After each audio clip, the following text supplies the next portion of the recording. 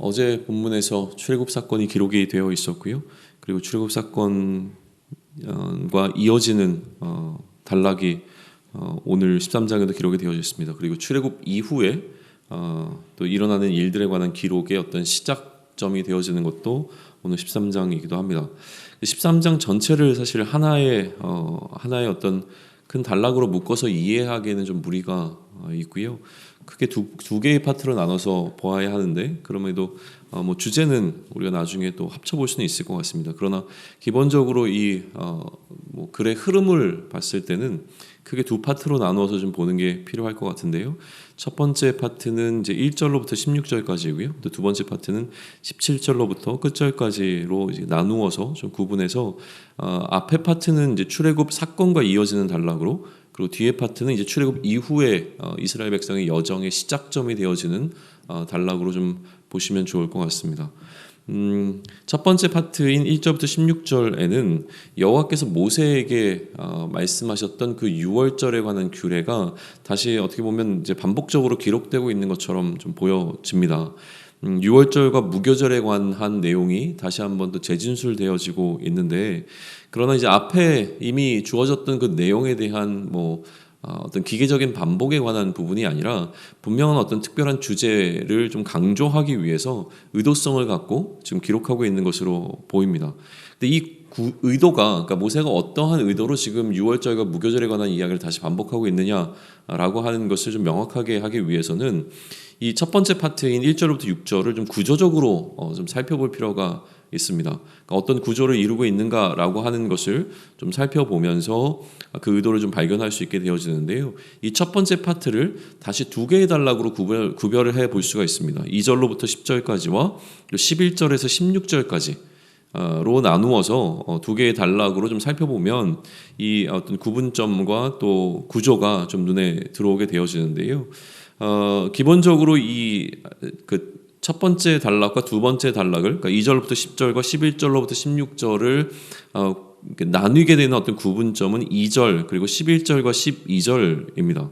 2절에 보시게 되면 다 거룩히 구별하여 내게 돌리라 라고 하는 하나님의 명령이 등장하고요.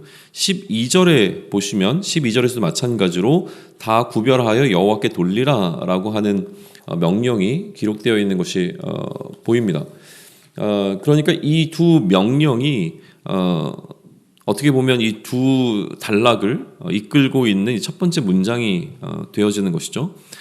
여기서 이야기하게 되는 이스라엘 자손 중에서 사람이나 짐승을 막론하고 태에서 처음 난 모든 것은 다 거룩히 구별하여 내게 돌리라, 이는 내 것이니라 하시니라 라고 하는 이 유사한 문장이 2절에서 기록된 이 문장이 11절과 12절에서 다시 한번 유사하게 이제 반복돼서 기록되고 있는 것이죠.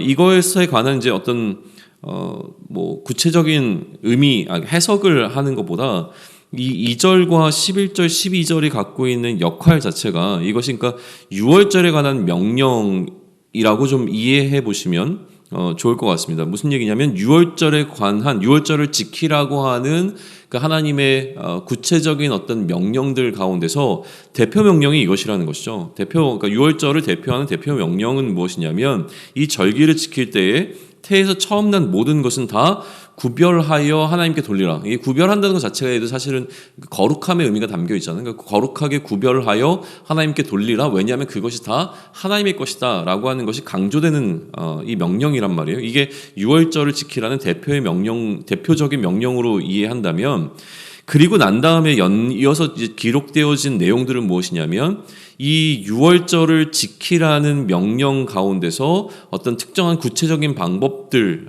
몇 가지를 선별해서 좀 기록하고 있는, 그러니까 대표 명령 다음에 이어지고 있는 구체적인 실행 명령들에 관한 기록이라는 거예요. 그리고 또 공통적으로 그 교리문답과 같은 어떤 형식이 등장하고 있습니다. 우리가 이제 교리문답이라고 하게 되어지면 흔히 신앙적으로 좀 선배가 신앙의 후배들에게 이 질문과 답변을 통해서 성경에서 가리키고 있는 교리를 전달해 주는 방식 이거든요. 그래서 우리가 뭐 학습이나 세례 같은 거를 할 때도 이제 문답이라고 하는 걸 하게 되는 거예요. 질문하고 또 답하게 되어지는 어떤 이 과정들을 통해서 이 성경의 진리를 좀 가르쳐주는 방식이 있는데, 지금 그러니까 아버지와 아들의 관계 속에서 아들이 아버지에게 질문하면 거기에 대해서 아버지가 답변해주는 방식으로 이 유월절이 갖고 있는 그 의미와 교리적인 가르침들이 흘러가도록 지금 하고 있는 장면이 이 첫 번째 단락과 두 번째 단락에서 공통적으로 좀 드러난다라고 하는 거예요. 8절을 보시게 되면 너는 그날에 내 아들에게 보여 이르기를 이 예식은 이라고 하는 설명이 등장을 합니다. 그러니까 이렇게 지금 오늘 본문에서 모세가 반복해서 이 유월절에 관한 기록을 할 때에 포커스를 맞추고 있는 부분이 무엇이냐면, 그 아들에게 어떻게 이 유월절을 설명할 것이냐, 유월절의 의미가 무엇인가를 아들에게 어떻게 설명할 것인가에 의도성을 갖고 기록하고 있는 것이 8절에서 드러나는 것이죠. 14절로 한번 가보시면 14절에도 마찬가지 유사한 기록이 등장하는데, 후일에 내 아들이 내게 묻기를 이것이 어찌 됨이냐 하거든, 이라는 기록이 등장을 합니다. 그러니까 마찬가지로 지금 유월절을 지키라라고 하는 대표 명령을 먼저 기록하는 거죠. 2절에서 그리고 11절과 12절에서.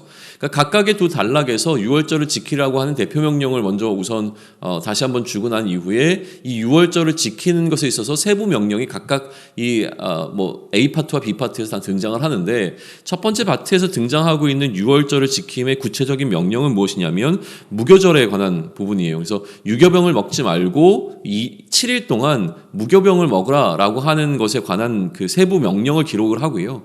이 세부 명령이 갖고 있는 의미가 무엇인지를 그 아들에게 전달할 때에 이것 때문에 하나님께서 하셨다라고 하는 설명을 해주라라고 하는 게 이제 A 파트의 기록이란 말이죠. B 파트의 기록은 마찬가지로 유월절을 지키라라고 하는 그 대표 명령, 다시 얘기하면 그 초태생을 전부 다 거룩하게 구별하여 여호와께 드리라라고 하는 그 명령 이후에 그 다음에 이제 등장하고 있는 내용은 무엇이냐면 나귀의 첫 새끼를 어떻게 드릴 것이냐. 그러니까 나귀의 첫 새끼는 오히려 어린 양으로 대속해서 드리라라고 하는 세부 명령이 등장을 한다는 거예요. 그리고 난 다음에 이렇게 그러니까 하나님께서 이끄시는 이러한 유월절의 개념을 만약에 너의 아들이 묻게 된다면 어떻게 설명할 것인가 라고 하는 것에 대한 답변을 주고 계시는 형식으로 이 전반부 첫 번째 파트의 내용이 기록되고 있는 것을 좀 보게 된다는 겁니다. 이 절기와 이 예식을 왜 우리가 지켜야 하는가에 관한 이유를 이제 설명해 주고 있는 부분인 거예요. 특별히 이것을 그의 후손들에게, 그러니까 아들들에게 어떻게 설명할 것인가를 좀 보여주고 있는 것인데, 그럼 뭐라고 이야기하느냐라고 하는 것을 우리는 지켜볼 필요가 있죠. 어떻게 이 절기와 예식을 그러니까 지켜야 하는 이유를 설명하고 있는가라고 했을 때, 하나님께서 권능의 손으로 우리를 인도하셨음에 관한 부분을 강조해 내게 되어집니다. 9절을 보게 되어지면 이는 여호와께서 강하신 손으로 너를 애굽에서 인도하여 내셨음이라 라고 하는 부분이 나타나고요. 마찬가지로 B파트에 가서 보시게 되면 16절 후반부에 이는 여호와께서 그의 손의 권능으로 우리를 애굽에서 인도하여 내셨음이라 라고 하는 기록이 또 마찬가지로 좀 등장을 하고 있습니다. 그러니까 이렇게 그의 아들들에게 하나님의 일하심에 관한 것을 보여주고 지키게 하는 방식으로 유월절 절기를 준행할 때에 깨닫게 되는 것은 무엇이냐면 여호와께서 그의 권능으로 우리를 애굽에서 인도하여 내셨음을 기억하고 기념하게 되는 것인데, 단순히 기억하고 기념하는 어떤 이 행위를 넘어서서 이러한 절기를 통해서 이것이 그들의 손의 기호가 되고 미간의 표가 되어지는 어떤 방식으로 진행되었다는 거예요. 그러니까 각인되어지는 방식으로 이 절기를 지키게 되었다는 것이죠. 손의 기호와 미간의 표가 무엇인지는 구체적으로 알 수는 없습니다. 그러나 분명한 것은 이것은 여호와께서 그의 손의 권능으로 그들을 애굽에서 인도하여 내셨다라고 하는 것을 잊지 않도록 하는 어떤 방편이 되어졌다라고 하는 것을 우리는 보게 되어지는 것이죠. 그러니까 절기와 이 예식이 갖고 있는 의미를 우리는 이 내용을 통해서 좀 알게 되는 겁니다. 그러니까 결국 이 유월절 예식을 제정하시고 그러니까 유월절을 지키게 하시는 이유는 무엇이냐면, 이제 출애굽을 경험한 세대들과 이 출애굽을 경험하지 못한 세대들, 그러니까 출애굽을 경험한 세대들이 아닌 출애굽을 경험하지 못했던 후손들에게 이 어떻게 보면 그들에게는 과거의 어떤 역사적 사실로 남아있을 법한 출애굽이라고 하는 이 역사적 사실을 오히려 그들이 지금 살아가고 있는 그 현실 속에서 사실적으로 경험할 수 있도록 해주는 역할을 했다는 거예요. 그의 선조들이 출애굽할 때 했던 모든 행위들을 그들이 동일하게 반복하는 방식을 통하여서 오히려 간접적으로 그 출애굽을 경험했던 자신들의 선조들의 그 경험을 그들의 어떤 현실로 끌어올 수 있도록 하는 역할을 하는 것이 바로 이 유월절 예식이었다는 겁니다. 그러니까 이러한 방식을 통해서 그들의 조상들이, 그들의 선조들이, 그러니까 출애굽 1세대들이 경험했던 그 하나님의 일하심을 기억하게 하는 방식이 바로 이 유월절 예식에 담겨 있는 의미라는 것이죠.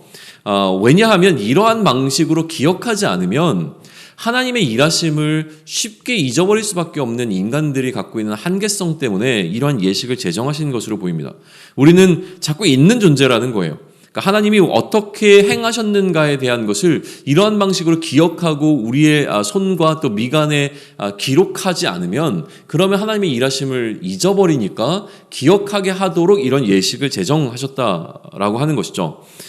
잊지 않기 위한 우리의 행위의 필요성들이 좀 필요해 보입니다. 결국 나의 손의 기호와 내 미간의 표는 무엇이냐는 거예요. 하나님께서 나에게 행하신 어떤 일들이 있는데 이 하나님이 행하신 일을 내가 기억하고 잊지 않기 위해서 내 손의 기호와 내 미간의 표로 삼는 것이 무엇인가, 또 나는 하나님의 말씀이 내 입에 있게 머물기 위해서 어떻게 애쓰고 있는가라고 하는 것을 한번 생각해 볼 필요가 있는 부분이라고 하는 거예요. 우리가 기억해야 될 하나님의 일하심은 무엇이냐면 하나님의 강한 손으로 이스라엘 백성을 구원하신 것과 마찬가지로 나를 구원하셨던 그 구원의 사건을 끊임없이 기억해야 하는 것이죠.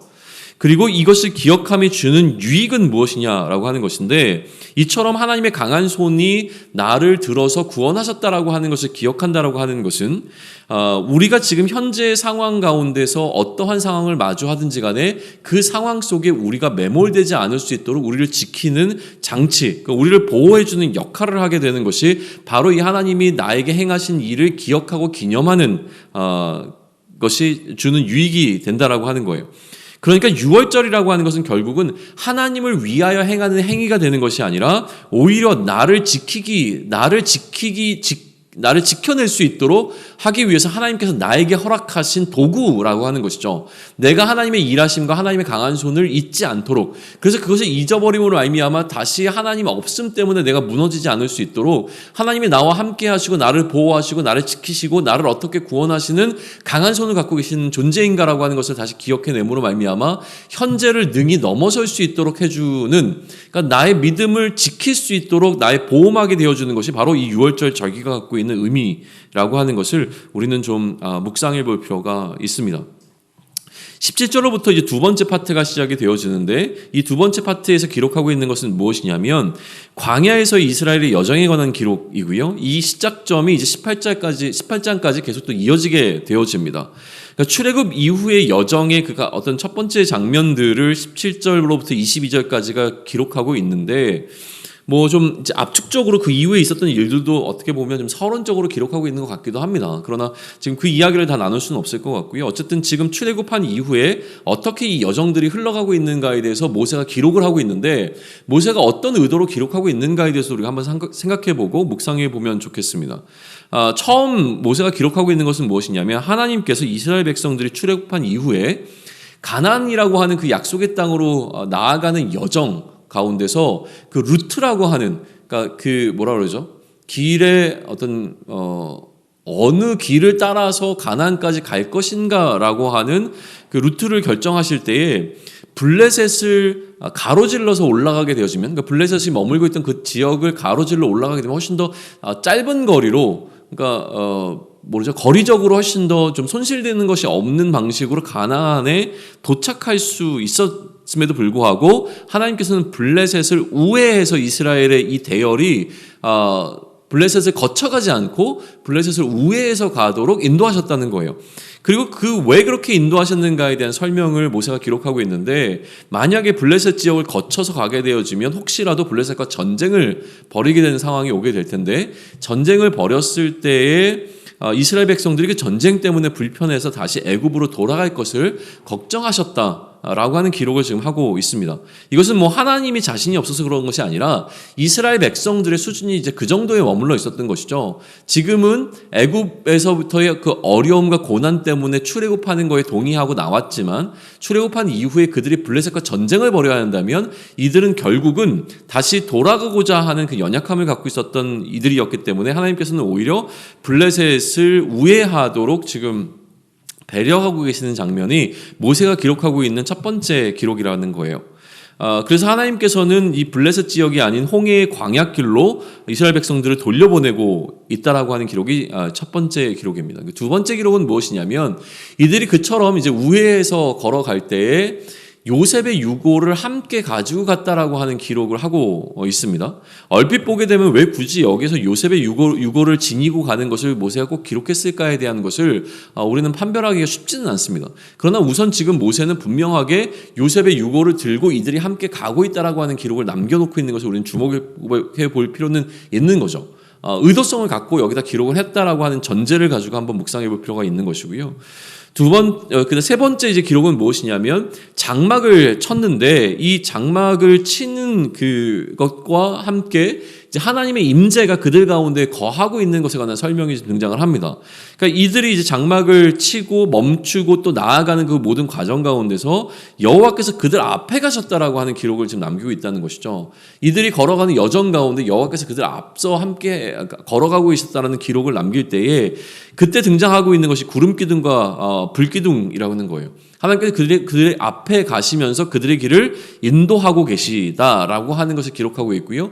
또 하나 마지막으로 남기고 있는 기록은 무엇이냐면 그것이 그들을 떠나지 않았다라는 기록이에요. 그러니까 다시 얘기하면 하나님께서 그들이 앞서 가고 있었던 앞서 가고 계셨다라는 것을 강조하는 것과 마찬가지로 또 하나 남기고 있는 기록은 뭐냐면 하나님께서 그들을 결코 떠나지 아니하시고 이스라엘 이 백성들의 대열과 함께 하고 계시는 그 하나님에 관한 그 기록을 지금 모세는 하고 있다라고 하는 것이죠.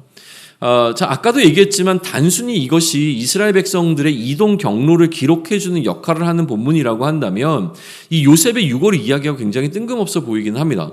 그러나 지금 모세가 이 출애굽의 여정을 기록하는 이 첫 번째 기록 가운데서 무언가 더 주목하고 있는 부분에 대한 것을 우리가 만약에 하나님의 일하심이라고 하는 것에 포커스를 두고서 살펴본다면 중요한 요소들이 좀 보이게 되어지고요. 마찬가지로 요셉의 유고에 관한 이 기록도 굉장히 중요한 포지션을 차지하고 있는 것을 보게 되는 거예요.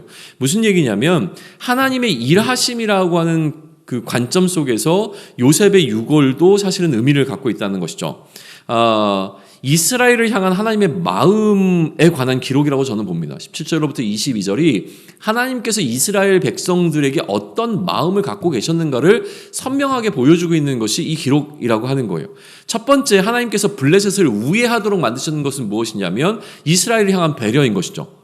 그들의 믿음의 수준과 그들의 연약함을 충분히 이해하셨던 하나님께서 그들로 하여금 불필요한 어떤 마음의 갈등이 일어나지 않을 수 있도록 배려하시는 방식으로 이들로 하여금 블레셋을 거쳐가는 것이 아니라 홍해의 광야길을 걸어가면서 우회할 수 있도록 그들을 이끄셨던 그 하나님의 일하심을 우리는 보게 되어지는 것입니다.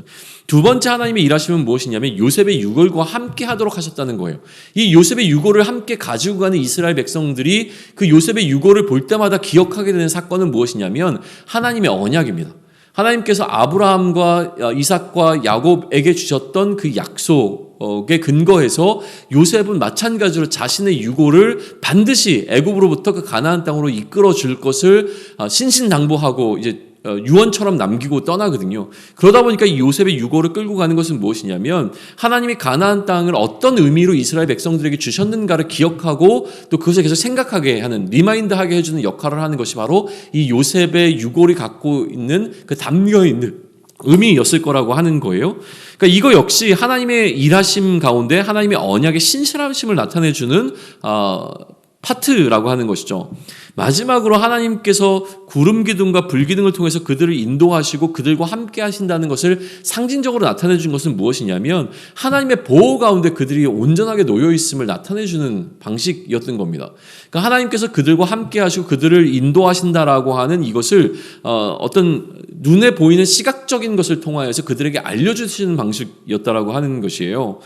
그러다 보니까 지금 이 17절부터 22절까지는 이스라엘을 향해서 하나님께서 어떠한 마음을 갖고 계시는가를 보여주는 분명한 기록들로 모여져 있는 것이죠. 그러면 우리는 이제 전반부에 보았던 첫 번째 파트와 지금 후반부에 기록되어지고 있는 이러한 두 번째 파트의 공통점을 하나 발견할 수 있는데, 이 두 파트의 공통점을 우리가 굳이 말하자면 그것은 바로 하나님의 보호하심이라고 하는 것입니다. 광야의 길을 걸어가는 이제 이스라엘 백성들에게 필요한 것, 절대적으로 필요한 것은 무엇이냐면 하나님께서 보호하신다라고 하는 것에 관한 확신입니다. 이제부터는 그들이 외롭게 이 광야의 길을 걸어가는 것이 아니라 하나님께서 그들을 어떻게 보호하고 계시는가라고 하는 것을 선명하게 깨달음으로 말미암아 그 하나님의 보호하심 가운데 온전히 머물러 있는 백성으로 이 길을 걸어가는 것이 필요했기에 하나님께서 그 백성들을 보호하시기 위한 장치를 마련하시는데, 그 장치가 바로 유월절이라고 하는 것이죠. 유월절을 통해서 하나님께서 어떻게 그의 백성들을 애굽으로부터 구원하셨는가를 현실감 있게 기억하도록 만드는 장치가 바로 유월절이었다라고 하는 거예요. 또 요셉의 유고를 지니고 함께 동행하게 하셨던 것은 무엇이냐면 그의 조상들에게 하신 언약을 지키시는 하나님이라고 하는 것을 기억하게 하는 것이죠. 이 모든 과정은 그냥 그들이 의도한 것이 아니라 하나님의 약속 가운데 놓여있는 사건이라고 하는 것을 계속 기억할 수 있도록 요셉의 유고를 지금 이스라엘 백성들과 함께 동행하고 있다라고 하는 사실을 우리는 좀 기억해 볼 필요가 있습니다. 주목해 볼 필요가 있는 것이죠. 마지막으로 그 하나님이 현재 그들의 이 여정 가운데 함께 임재하셔서 구름 기둥과 불 기둥으로 통하여서 그들과 함께 임재하셔서 그들과 함께 하시고 하나님의 백성과 함께 하시고 있다라고 하는 것을 기억하는 것이 중요하다라고 하는 것이죠. 이 모든 것은 결국은 그의 백성의 마음을 흔들리지 않고 하나님께로만 집중하게 만드는, 그래서 하나님의 보호하심 가운데 그들이 온전히 놓여 있음을 깨닫게 해주는 장치들이었다라고 하는 거예요. 그렇다면 오늘 이스라엘 백성들과 마찬가지로 이 광야의 길을 걸어가는 우리에게도 이 요소들이 필요한 것은 동일해 보인다는 것입니다. 그러면 우리를 하나님의 보호 아래 머물러 있는 자들로 인식하게 하고 그러한 믿음 가운데서 우리가 흔들리지 않게 하는 그런 요소들은 무엇인가라고 하는 것이죠. 우리에게 다시 얘기하면 우리에게 유월절은 무엇이고, 그리고 우리에게 지금 요셉의 유골이 갖고 있는 것과 같은 어떤 하나님의 약속을 신뢰하게 만드는 부분은 또 무엇이며, 또 오늘 우리에게 하나님의 임재의 상징이 되어지는 불기둥과 기름기둥은 과연 불기둥과 구름기둥은 과연 무엇인가라고 하는 질문을 좀 던져볼 필요가 있습니다. 반드시 하나님은 그런 방식으로 우리를 또 이끌고 계시다라고 하는 것이죠.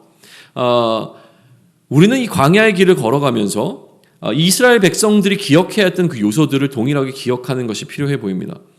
첫 번째는 우리를 구원하신, 나를 구원하신 예수 그리스도의 그 십자가의 능력을 우리는 기억해야 하는 것이죠. 이것을 기억하고 기념할 수 있도록 우리에게 예식으로 제정하신 것이 성찬식입니다.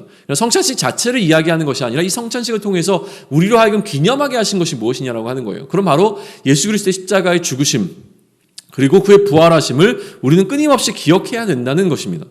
그리고 두 번째는 무엇이냐면 하나님의 약속을 믿는 믿음을 지키는 것이 우리에게도 동일하게 필요하다라고 하는 것이죠.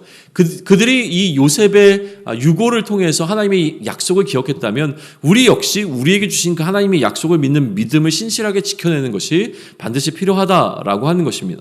세 번째는 무엇이냐면 그들 가운데 임재하고 계시는 하나님을 기억하고 그 하나님을 느낄 수 있는 방식이 구름기둥과 불기둥이었다고 한다면 오늘 우리 안에 거하시는 그 하나님을 우리가 기억할 수 있는 것은 우리 안에 거하시는 성령님의 일하심을 우리가 경험하는 것이죠. 내 안에 거하시는 성령님을 신뢰하고 그분의 인도하심에 나의 나아감과 멈춰섬을 완전히 내어 맡기고 그 결정에 우리의 삶을 맡기는 것, 이것이 바로 이스라엘 백성들이 구름기둥과 불기둥을 따라 행했던 것 같은 그 광야의 여정을 걸어가는 방식이라고 하는 것입니다. 그러나 이 모든 것을 통해서 우리가 반드시 기억할 것은 무엇이냐면 이것이 어떻게 보면 이것이 우리를 오히려 지켜주고 보호해주는 하나님의 보호막이 된다라고 하는 그 신뢰가 우리 안에 분명히 존재해야 된다라고 하는 것입니다. 하나님께서 이 모든 것들을 우리에게 허락하신 이유는 분명합니다. 그것은 우리로 하여금 이 광야의 길을 가는 동안 우리의 마음이 무너져 내리지 아니하고 끝까지 이 여정을 완주할 수 있도록 우리를 보호해 주신 하나님의 보호막이 된다라고 하는 사실을 기억하면서 축원하면서 오늘 우리 앞에 놓여 있는 상황을 뚫고 나가기를 원하고요. 오늘 우리 앞에 놓여 있는 상황 가운데 우리가 매몰되지 아니하고 여전히 우리를 보호하시는 하나님의 보호하심의 가운데 머물므로 말미암아 그리스도로 말미암는 승리를 더욱더 경험하며 나아가는 우리의 여정이 되기를 축원합니다. 아멘.